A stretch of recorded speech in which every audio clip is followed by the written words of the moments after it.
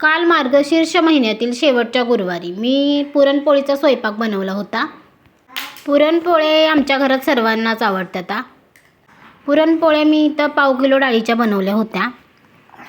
म्हणजे पाव किलो डाळ, पाव किलो गूळ आणि पाव किलो मैदा असं साहित्य मी वापरलं होतं. पुरणपोळी ते मी तेलची केली आहे. काही जण म्हणतात की तेलाची पुरणपोळी त्याला खूप तेल लागतं, तर एवढं काही जास्तही तेल लागत नाही.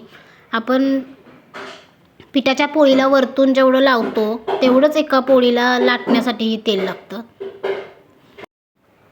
तर इथे मी पीठ थोडं आणि पिठापेक्षा भरपूर जास्त पुरण भरून गोळा बनवलेला आहे.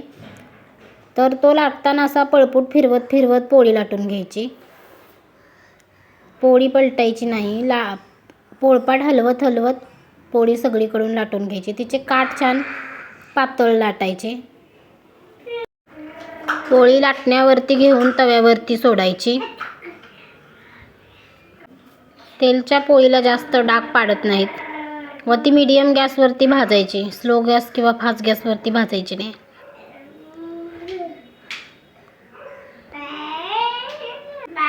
पोळी ती छान फुगलेली आहे.